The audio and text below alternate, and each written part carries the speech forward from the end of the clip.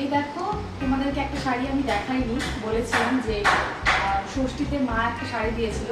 তো এই শাড়িটা দিয়েছিল, তারপরে এই শাড়িটা হচ্ছে পিকো ফলস, তারপরে হচ্ছে ব্লাউজ কাটিয়ে ব্লাউজ বানাতে দেওয়া ছিল। তো সেদিন নিয়ে এসেছিলাম, তোমাদেরকে আর দেখানো হয়নি।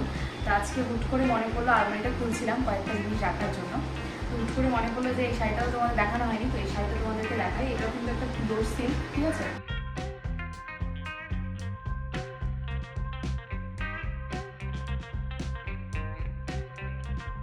Morning everyone, welcome back to my channel to a new blog. আজকে হচ্ছে 10th জুলাই, বৃহস্পতিবার, আর এখন সময় হয়ে গিয়েছে সকাল ওই 11টার মতন। সকালবেলা ব্রেকফাস্ট করে নিয়েছি, সেটা তোমাদের সাথে শেয়ার করা হয়নি। তো যাই হোক, আজকে দেখো আজকে কী কী রান্নাবান্না করব লাঞ্চের মেনুতে, সেগুলোই তোমাদের সাথে শেয়ার করব। তো এখানে দেখতেই পাচ্ছ মিষ্টি কুমড়ার ডোকা পাতা, তারপর বেগুন, ঝিঙে, আলু এগুলো দিয়ে ঠাম্মার জন্য একটা ঝোলের মতন করব। আর রয়েছে ঠাম্মার বেগুন ভাজা, মানে এটা হচ্ছে নিরামিষ। তার সাথে আমাদের জন্য আজকে এনেছে চিংড়ি মাছ, ম্যাক্সের জন্য এনেছে মাংস। তো সব কিছুই রান্নাবান্না করব। তো চলো তোমাদেরকে এক এক করে দেখাই।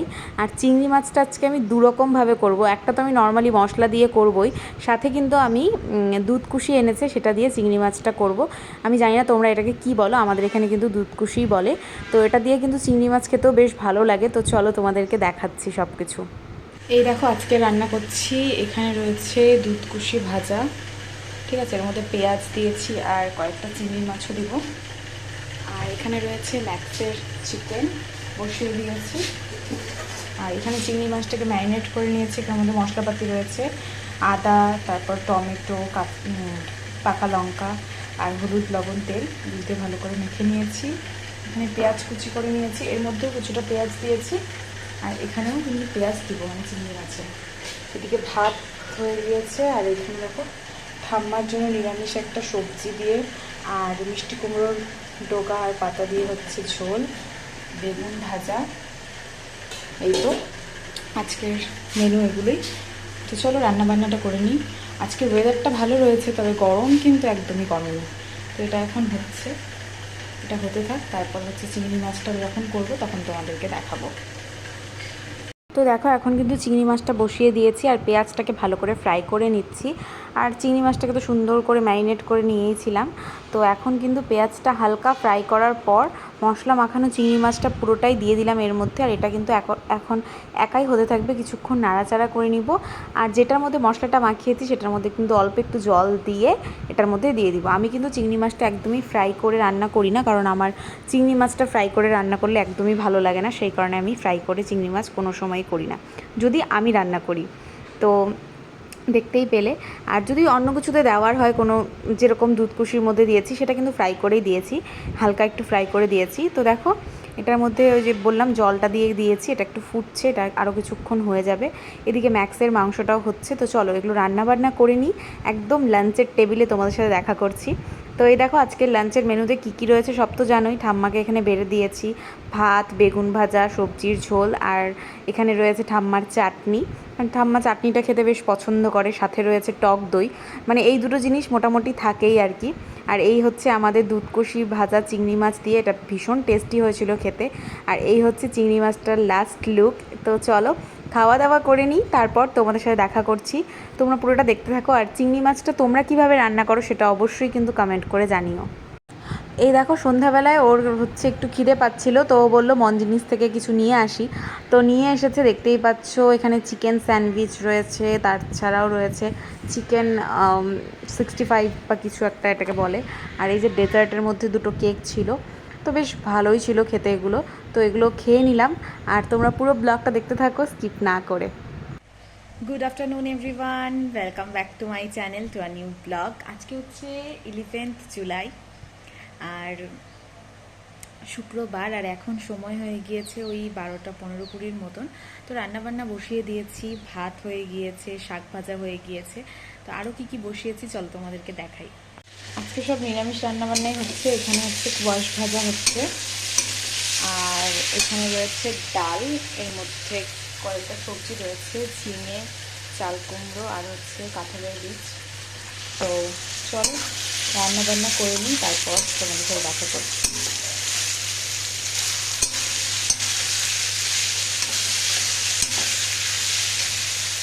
এই দেখো স্নান করে চলে আসলাম। তো স্নান টান হয়ে গিয়েছে, তো এখন হচ্ছে একটু পুজো দিয়ে নিব, তারপর হচ্ছে খাওয়া দাওয়া করব।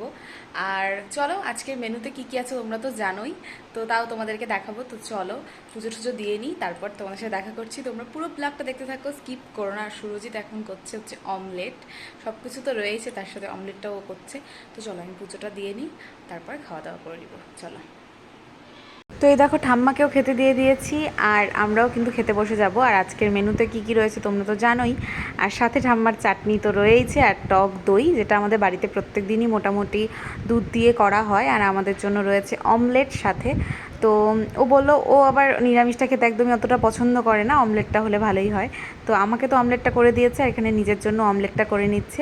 তো চলো খাওয়া দাওয়া করে তারপর তোমাদের সাথে দেখা করছি।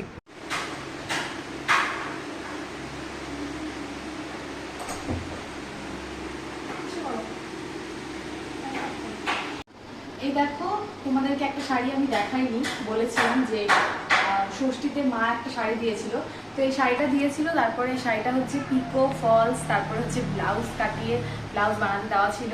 তো সেদিন নিয়ে এসেছিলাম, তোমাদেরকে আর দেখানো হয়নি।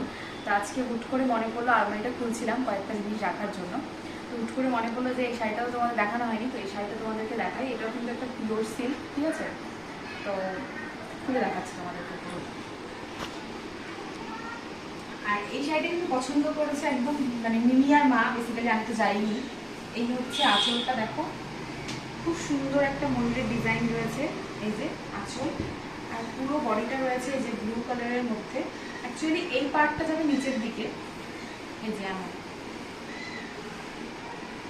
পুরো বডিটা কিন্তু দেখো ব্লু এর মধ্যে রয়েছে। আর এই যে নিচের পোর্শনটা দেখতে পাচ্ছ, এটা কিন্তু হালকা স্কাই এর মধ্যে রয়েছে।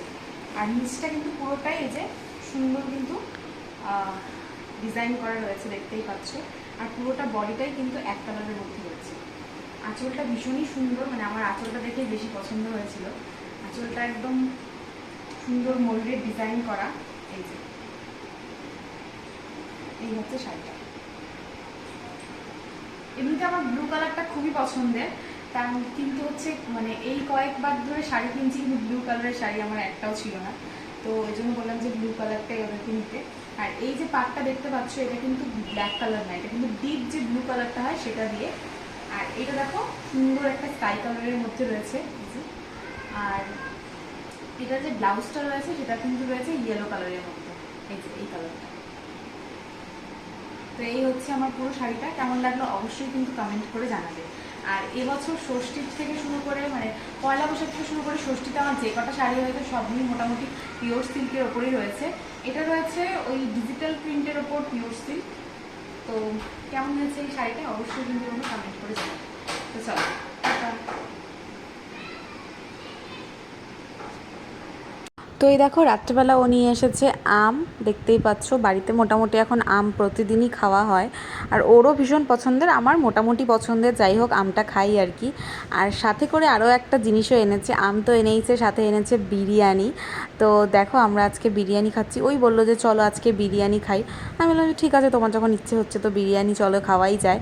তো চলো বিরিয়ানিটা খেয়ে নিই, আর আজকের এই সুন্দর ব্লগটাকে এখানে এন্ড করে দিচ্ছি। ভালো লাগলে ভিডিওটা ছেড়ে যাওয়ার আগে একটা লাইক করো, কমেন্ট করে জানিও যে কেমন লাগলো, আর বেশি বেশি করে শেয়ার করে দিও। ভিডিওগুলো ভালো লাগলে আমার চ্যানেলটাকে সাবস্ক্রাইব করো। তো চলো আজকের জন্য এইটুকুই, দেখা হচ্ছে নেক্সট ব্লগে। Till then take care, tata, bye by.